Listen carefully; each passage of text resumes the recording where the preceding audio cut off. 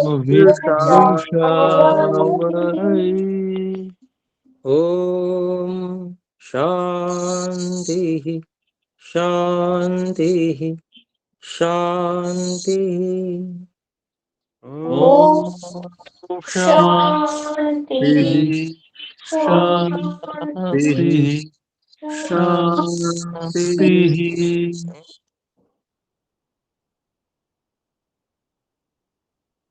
ओम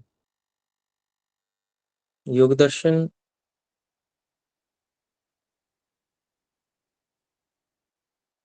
के कैवल्य पाद अंतिम पाद में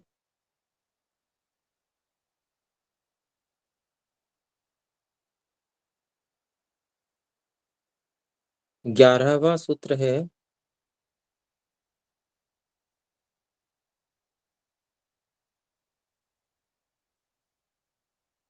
हेतुफलाश्रयालंबनैः संगृहीतत्वादेशाम् अभावे तदभावः।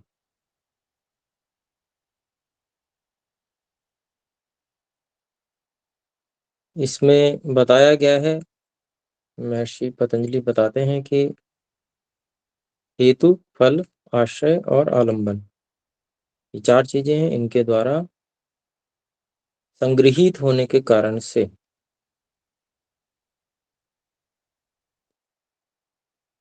इनके संस्कारों के या वासनाओं के, वासनाएं किनके कारण संग्रहित होते हैं? हेतु, फल, आश्रय और आलंबन, 4 चीजें। इनके कारण से संग्रहित होने से जब इनका अभाव हो जाता है तो संस्कारों का भी अभाव हो जाता है।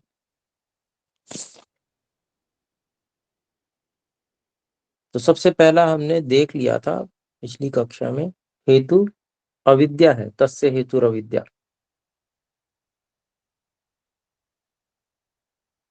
तो पहला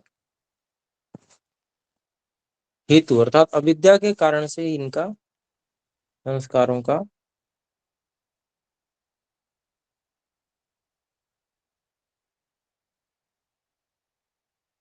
संग्रह होता है।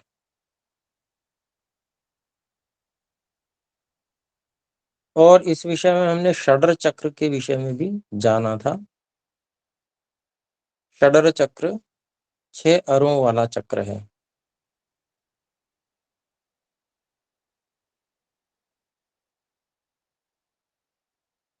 जिसमें कि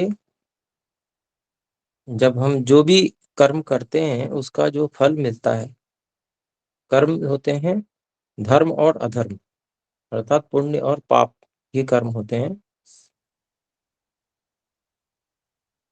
उनसे हमें फल मिलता है सुख और दुख। फिर सुख से राग और दुख से द्वेष उत्पन्न होता है।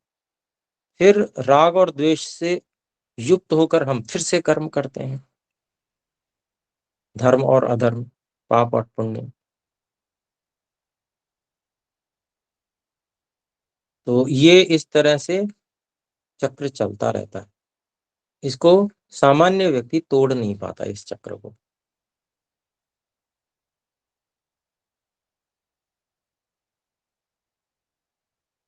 तो जितने भी क्लेश हैं उसमें जो मूल कारण है वो अविद्या है,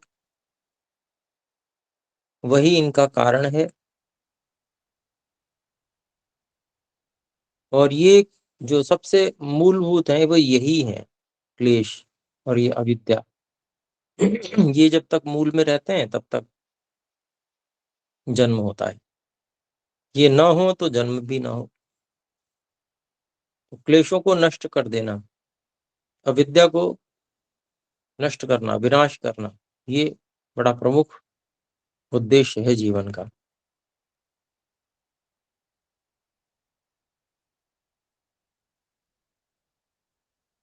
तो ये सभी क्लेशों का हेतु है अविद्या। ये सबसे पहला गिनाया महर्षि पतंजलि जी ने, हेतु। फिर दूसरा है फल।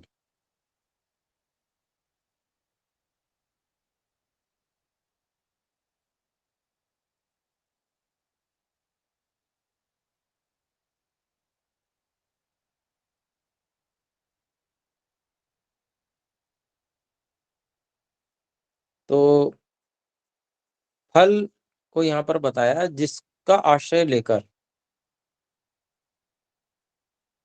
जो धर्म आदि कर्म है, धर्म अधर्म पाप पुण्य,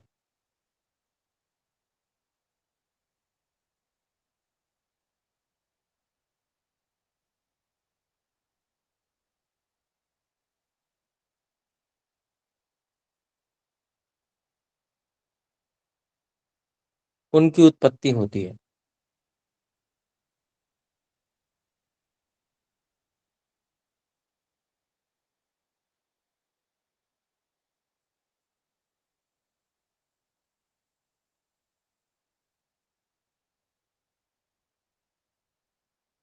इसका अभिप्राय ये हुआ, जो फल रूप में सुख दुख मिले हैं वो कारण बनते हैं धर्माधर्म के उत्पन्न होने में, क्योंकि उसके बीच में राग और द्वेष की कड़ी जुड़ी रहती है।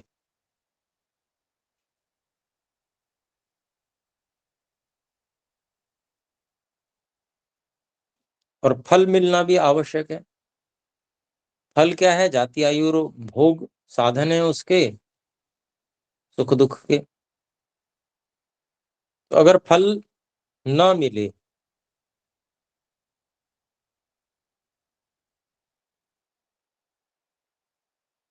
जाति आयु और भोग रूपी साधन ना मिले, जन्म ना मिले,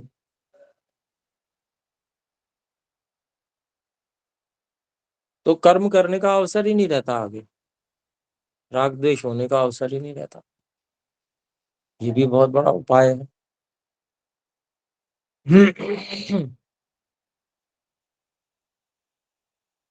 जन्म से छूट जाना, फल से छूट जाना। फल से छूट गए तो संस्कार भी छूट जाएंगे।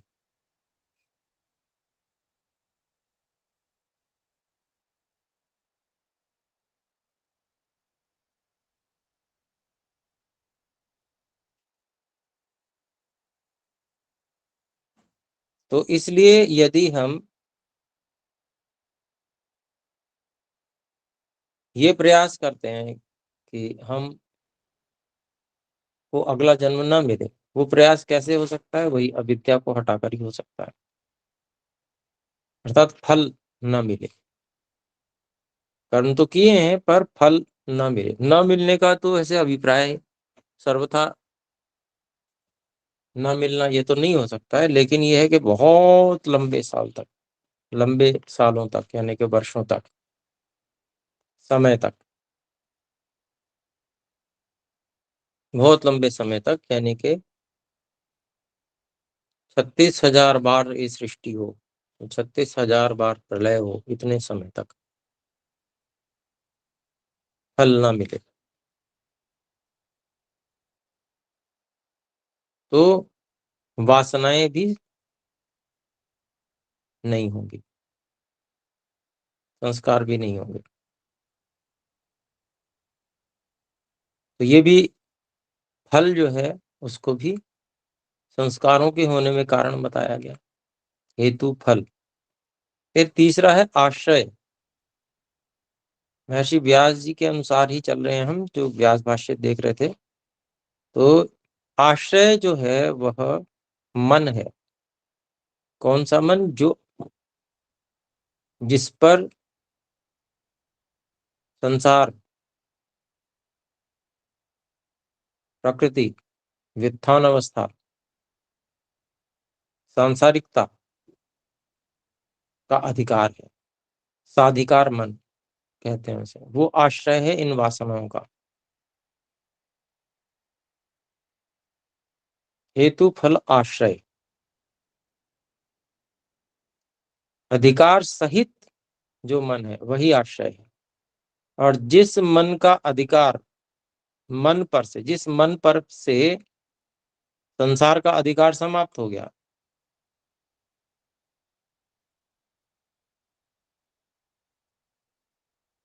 अर्थात मन में ये निश्चय हो गया,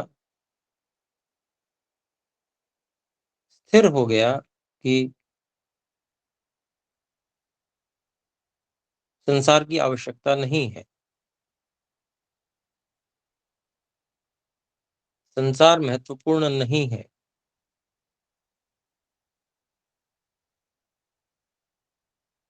तो ये समाप्त अधिकार वाला हो गया। समाप्त अधिकार हो गया तो इसका मतलब ये हुआ, अब वासनाओं के लिए आधार ही नहीं बचा, आश्रय नहीं बचा। वासनाएं तो तब तक हैं जब तक संसार की इच्छा है, संसार के प्रति आकर्षण है। उसी आकर्षण के कारण से सभी संस्कार, वासनाएं, राग, द्वेष जन्म लेते हैं। तो उसी को साधिकार चित्त का है, उसका आश्रय ही समाप्त कर दिया। ये भी एक तरीका है, अर्थात कोई भी ढंग अपना सकते हैं। सबसे प्रधान जो है, वैसे कोई भी ढंग का मतलब ये नहीं कि अलग अलग ढंग है। ये अलग अलग ढंग नहीं है। बात को चार प्रकार से कहा जा रहा है, लेकिन बात वही है। मन में, मन जो है वो, उसमें साधिकारता कब खत्म होगी, कब समाप्त अधिकार वाला होगा वो? तभी तो होगा जब अविद्या हटेगी।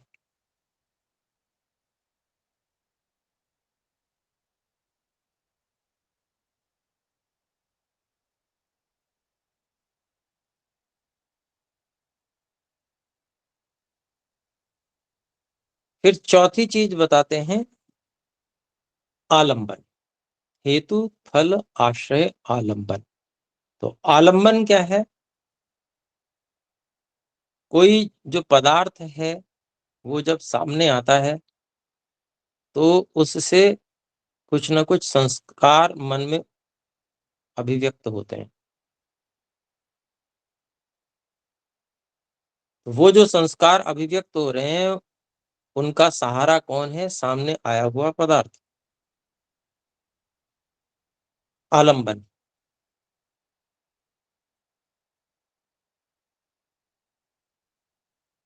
तो जिसको बिल्कुल कोई बोध नहीं है, ज्ञान नहीं है,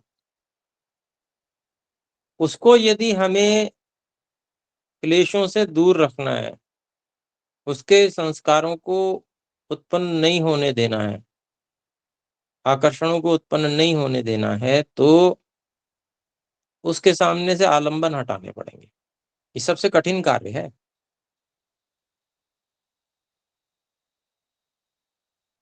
ये वैसा ही है जैसे पेड़ के पत्तों को नोचना, पेड़ को समाप्त करने के लिए। अगला सीजन आएगा, फिर से वो कोपलें फूट जाएंगी।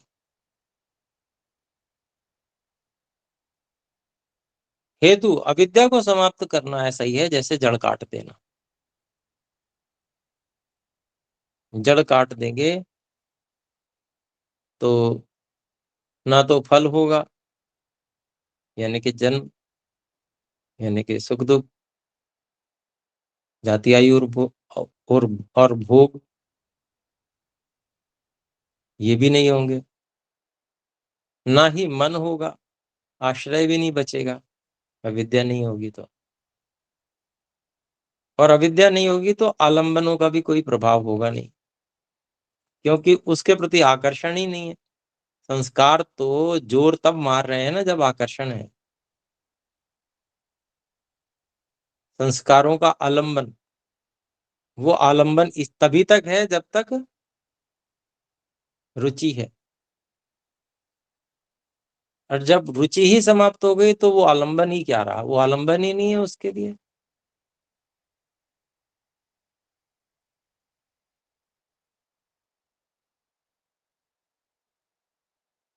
उस व्यक्ति के लिए सूखी रोटी और व्यंजन, पकवान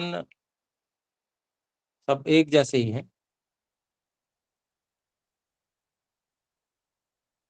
क्योंकि आकर्षण ही नहीं है। जिसमें आकर्षण है वो सूखी रोटी छोड़कर व्यंजनों की ओर भाग जाएगा। वो आलंबन है उसके लिए।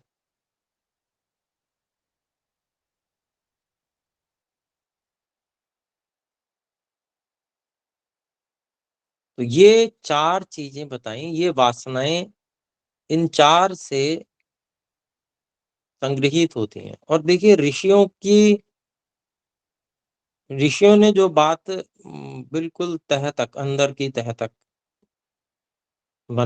बताई, उसी के अनुसार उन्होंने व्यवस्थाएँ बनाई।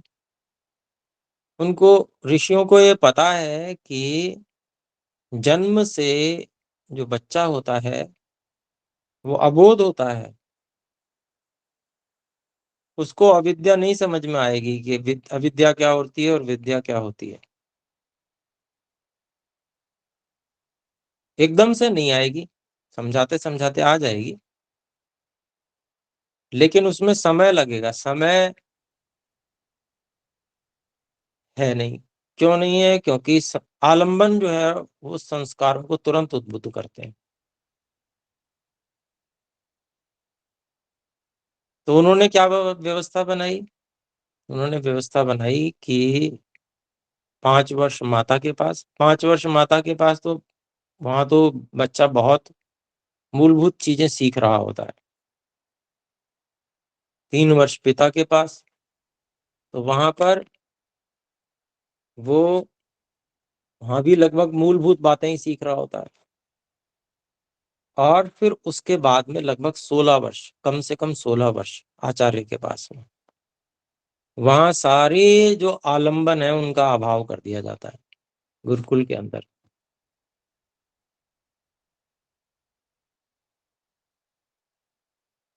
महर्षि लिखते हैं, महर्षि दयानंद जी, कि लड़कों के गुरुकुल में 5 वर्ष की बालिका भी न जावे,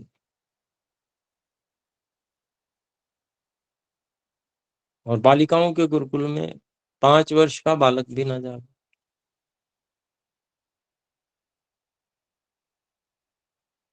अन्नपान भोजन सामान्य स्तर रखा जाता है, आवश्यकताओं की पूर्ति के लिए।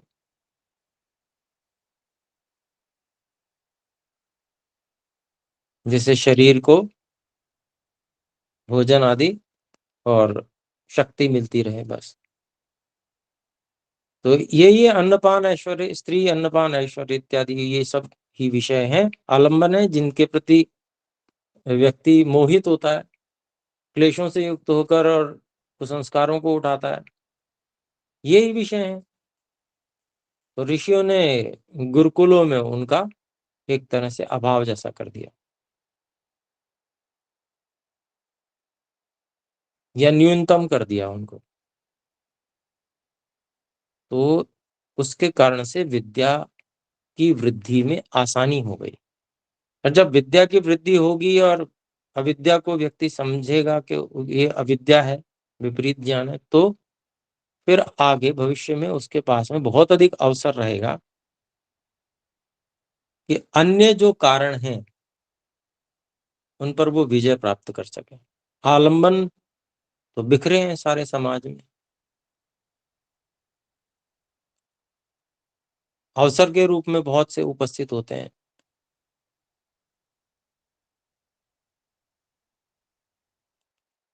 तो 2 व्यवस्थाएं हमारे समाज की बड़ी प्रबल व्यवस्थाएं, जो सारे समाज को सुसंस्कार से जोड़कर रखती हैं, वो है गुरुकुलीय व्यवस्था और दूसरी परिवार व्यवस्था। परिवार व्यवस्था भी इसी और बहुत कुछ बांध के रखती है व्यक्ति को। पति पत्नी का एक दूसरे के साथ में व्यवहार और एक दूसरे के प्रति प्रतिबद्धता, और पति पत्नी के द्वारा अपने बच्चों को एक अनुशासन में रखना। पत्नी पति के अनुशासन में रहती है, पति पत्नी के अनुशासन में रहता है, और वो दोनों अपने माता पिता आदि जो भी रहते हैं बड़े घर में, उनके अनुशासन में रहते हैं। और अगर वो वानप्रस्थी हो गए, तो सारे समाज के, गांव में जो सब लोग होते हैं, एक दूसरे की नजर में ही रहते हैं सब, तो सब एक वो ग्रामीण व्यवस्था भी हो गई। तो वो सारी की सारी व्यवस्था जो है वो आलंबनों से बचने के लिए है। खुली छूट हो जाए तो कोई किसी के साथ भी कैसा भी व्यवहार कर सकता है। तो वो सब उन सब व्यवस्थाओं का आधार जो ऋषियों ने बनाई है, जिसका जो कि अभी तक भी चली आ रही है हमारे देश में, अभी इतनी बिगड़ी नहीं है। परिवार की व्यवस्था, कुछ ग्रामीण व्यवस्था अभी तक भी बनी हुई है। पर फिर भी बहुत लंबे समय से इसको ध्वस्त करने के, बाजारीकरण करने के और बहुत ज़्यादा प्रयास जो हो रहे हैं, उनके प्रति जो बुद्धिमान लोग हैं उनको सजग और सावधान होना चाहिए। और स्वयं को उन आकर्षणों से, क्योंकि वो तो बहुत आकर्षण देते हैं, क्योंकि धन बहुत बड़ा आकर्षण है। तो वो क्या करेंगे, वो बड़ी-बड़ी सैलरीज़ पे आपको रखेंगे कि आप आ जाओ और इस तरह से आप रहोगे, अंग्रेजी बोलोगे, इस तरह का व्यवहार करोगे, आपको आचरण इस तरह से का करना पड़ेगा। ये है कॉर्पोरेट कल्चर, तो आप उसमें रह सकते हो।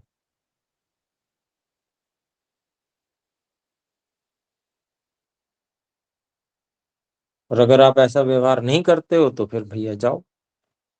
तो हमारा लोभ जो है उस ओर रहता है, तो हम वहाँ जॉइन कर लेते हैं। तो बहुत बड़ी हानियाँ उठाते हैं, नुकसान उठाते हैं। अपनी ग्रामीण व्यवस्था और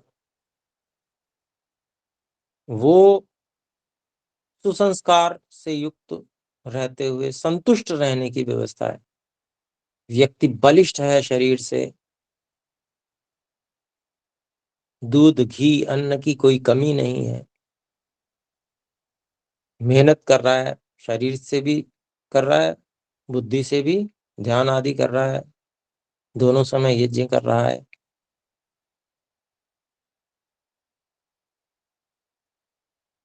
तो ध्यान से ही बहुत सारा विज्ञान प्रकट हो जाता है।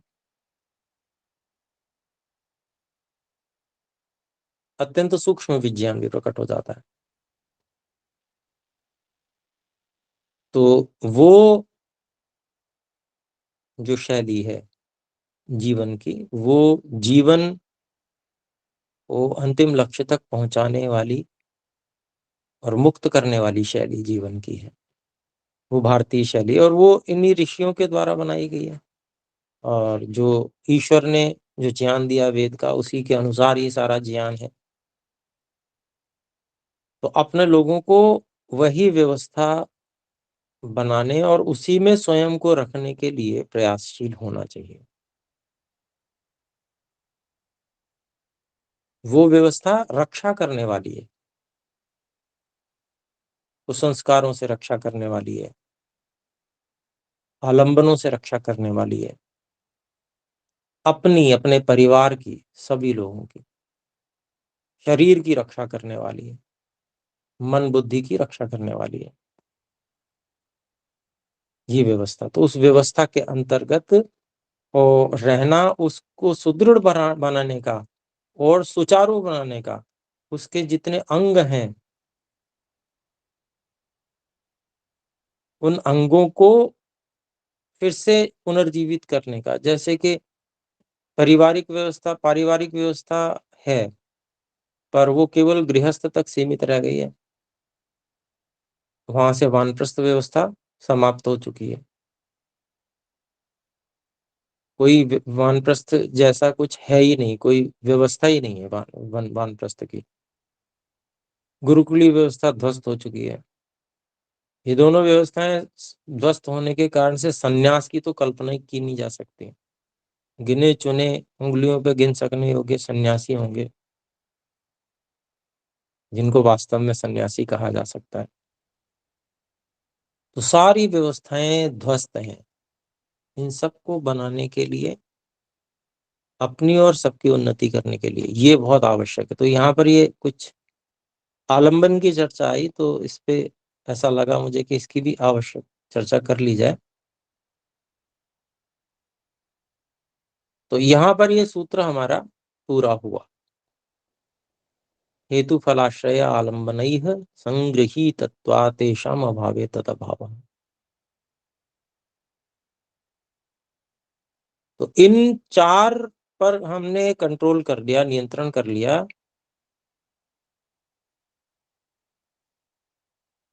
तो फिर वासनाओं पर का भी अभाव हो जाएगा। अब ये हमको ये देखना है कि हम किस स्तर पे इसको नियंत्रण कर सकते हैं। चार में से कौन सा हमारे लिए आवश्यक है। हम ज्ञान से बिल्कुल खाली हैं तो फिर हमें तो व्यवस्था करनी पड़ेगी कि आलंबनों से भी दूर रहें।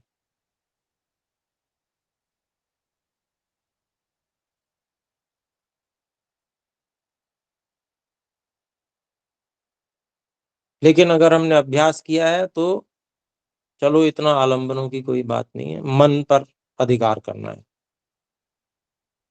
फिर अंदर से पकड़ बनानी पड़ेगी।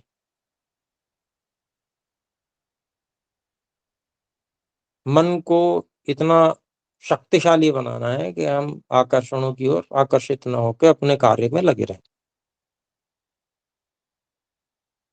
आलंबन होते हैं तो होते रहें, और जब ऐसी स्थिति आएगी तो उससे आगे बढ़कर फिर राग द्वेष पर भी नियंत्रण करके उन कर्मों से बचेंगे जिनसे धर्म और अधर्म का संचय होता है। राग द्वेष से युक्त होकर कर्म नहीं करेंगे तो पुण्य और पाप कर्म भी नहीं होंगे, निष्काम कर्म होंगे, और उससे अविद्या का नाश होगा, अविवेक समाप्त होगा। प्रयास पूर्वक जब अभ्यास करेंगे, बार बार अभ्यास करेंगे, तो संसार की वास्तविकता को समझेंगे और उससे विरक्त होंगे और ईश्वर की प्रति आकर्षित रहेंगे, तो उस कारण से फिर अगला जन्म नहीं होगा। तो अविद्या का नाश और ये फल, ये दोनों जो कारण है ये सूक्ष्म कारण है। मोटे कारण तो मन, और मन जो आश्रय साधिकार मन जो है वो, और आलम्बन है, जिस स्तर पे सामान्य व्यक्ति रहता है वो जड़ पर चोट नहीं कर पाता है। और हमको ये दर्शन पढ़ते समय तो आचार्यगण ने यही सिखाया कि जड़ पर चोट करनी है। प्रतिदिन जब भी संध्या उपासना करना है उस समय अविद्या पर विचार जरूर करना है, और अपने व्यवहारों पर भी आत्मनिरीक्षण, तुलना करते रहना। कहाँ मैं, कौन सी मन से मैंने ऐसा निश्चय किया जो अविद्या से युक्त होकर कर लिया। किस चीज को देखते ही मेरे मन में ये भाव आया कि ये बड़ी सुखदाई है, जबकि संसार में कोई भी वस्तु सुखदाई है ही नहीं। दुखमेव सर्वम विवेकिनः। तो तुरंत जैसे ही सुख का भाव आया तो तुरंत या बाद में जब हम विचार कर रहे हैं तो तुरंत, हाँ अच्छा, उस समय ऐसा हुआ कि मेरे मन में ये भाव आ गया ये बड़ी सुखदायी वस्तु है। तो ये जो भाव आया है इसका मतलब ये अविद्या से युक्त है। कहाँ पर क्या अविद्या है, अब ये थोड़ा सा उस पर विचार कर लिया जाए। तो इस तरह से ही हमें तो उपदेश आचार्यगण ने किया, और हम भी हमेशा प्रयास यही करते हैं सभी को कि अविद्या जो है, अविद्या वाला सूत्र है ना, अनित्या शुचि दुःखनात्मसु नित्य शुचि सुखात्म ख्यातिर अविद्या, और परिणाम ताप संस्कार दुख गुणवृत्ति विरोधाच दुखमेव सर्वम विवेकिनः। इन सूत्रों को तो, जिसको कहते हैं ना, इनकी तो जुगाली हर समय चलनी चाहिए। अगले सूत्र की भूमिका देखते हैं। 12वां सूत्र है अतीतानागतम स्वरूपतोस्त्यध्वभेदात् धर्माणाम्। इसकी भूमिका में महर्षि व्यास जी कहते हैं,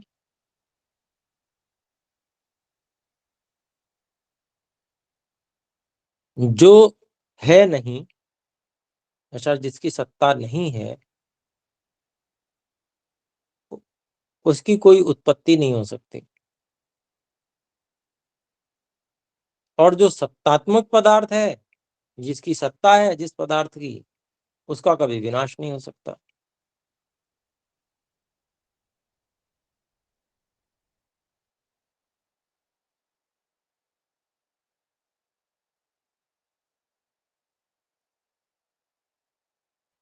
एक सिद्धांत कहा, और इस सिद्धांत के साथ में ये कहा कि भाई जो चीज द्रव्य के रूप में उपस्थित है, उसका आप नाश कैसे कर दोगे।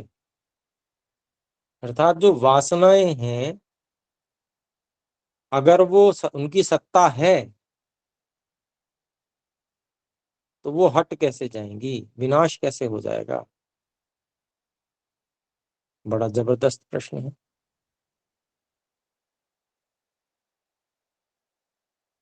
अगर वो हमको परेशान कर रही हैं वासनाएं, तभी तो जब वो सत्ता में हैं।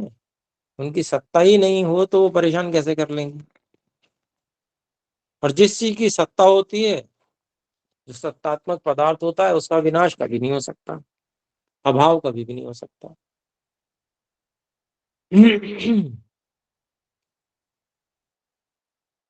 तो कैसे ये वासनाएं निवृत्त होंगी, ये प्रश्न है।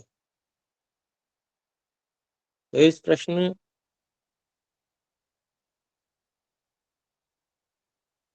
को इस सूत्र के द्वारा रखा जा रहा है। सूत्र मैंने पढ़ दिया था, इसको तोड़ के पढ़ते हैं। अतीत अनागतम स्वरूपतः अस्ति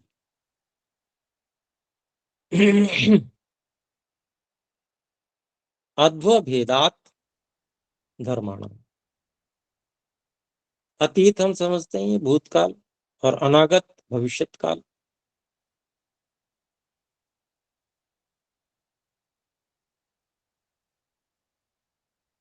तो जो वस्तु भूतकाल में और भविष्यत काल में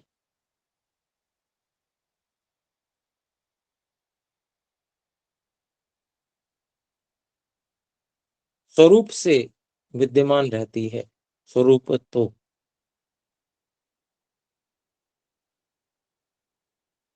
अस्ति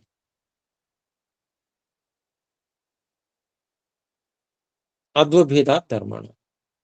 धर्मों के काल भेद से, अद्व मार्ग को भी कहते हैं, काल को भी कहते हैं। तो धर्मों के काल के भेद से।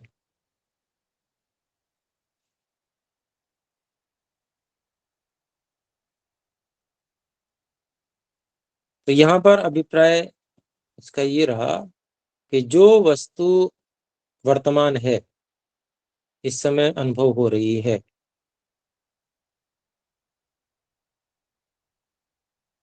हमें ये लगता है कि ये नष्ट हो गई, पर उसका अभाव नहीं होता। हमको उसके कारण का भी अनुभव होगा। वो कारण रूप में टूट गई। जैसे घड़ा है, घड़ा दिख रहा है, बहुत अच्छा ही घड़ा है, इसमें पानी भर सकते हैं, लेकिन घड़े का विनाश हुआ, डंडा मारा, फोड़ दिया, तो वो घड़ा टूट गया। तो लेकिन उसमें टीकरे तो फिर भी दिख रहे हैं, सर्वथा अभाव तो नहीं हुआ।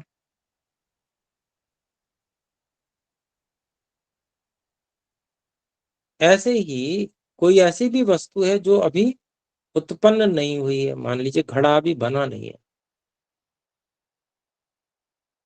लेकिन जो है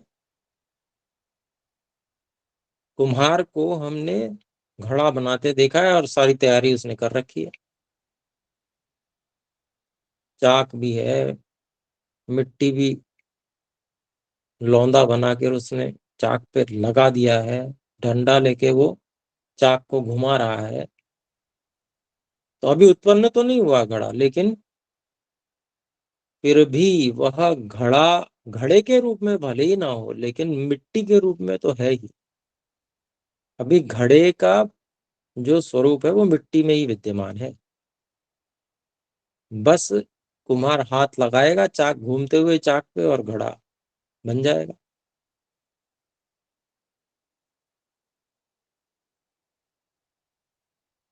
वो भी जो वस्तु वर्तमान में आई, घड़ा, घड़ा जो बन के तैयार हो गया, वो भी अभाव से थोड़ी भाव हुआ है।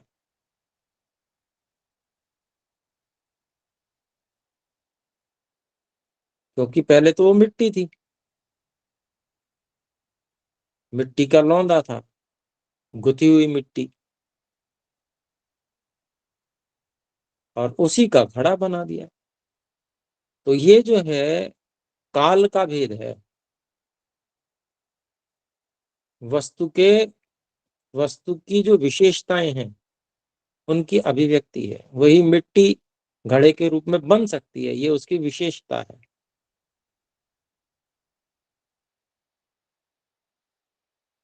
उसी विशेषता को प्रकट कर दिया, घड़ा बना के रख दिया उसी मिट्टी से,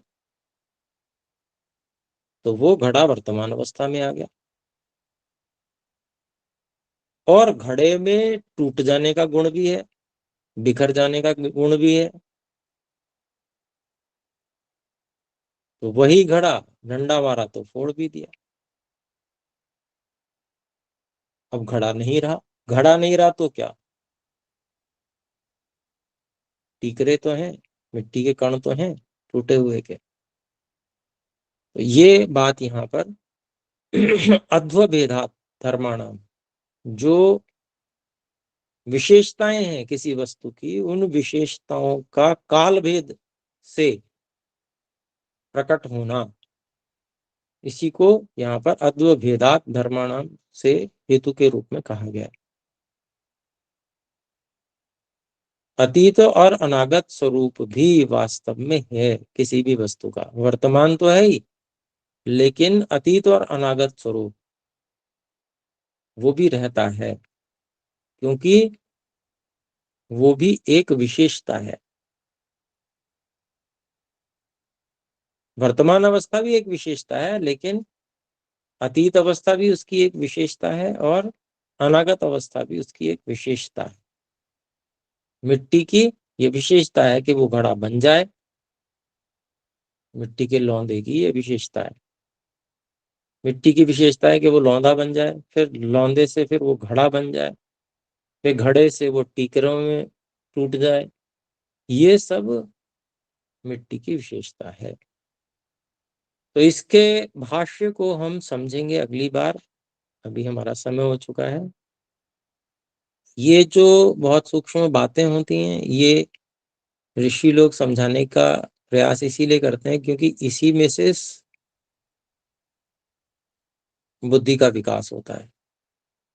कई बार ऐसा लगता है कि नहीं, इनका क्या प्रयोजन है, लेकिन ऐसा नहीं है। ये बहुत समझनी आवश्यक होती हैं, ये सूक्ष्म बातें होती हैं, और समाधि में यही बातें समझ के रूप में प्रकट होती हैं, और इनसे विज्ञान भी प्रकट होता है।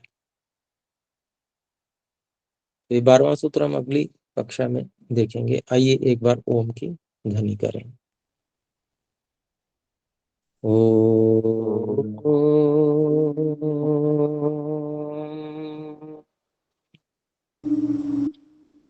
सभी को सादर नमस्ते। नमस्ते गुरु जी। नमस्ते जी।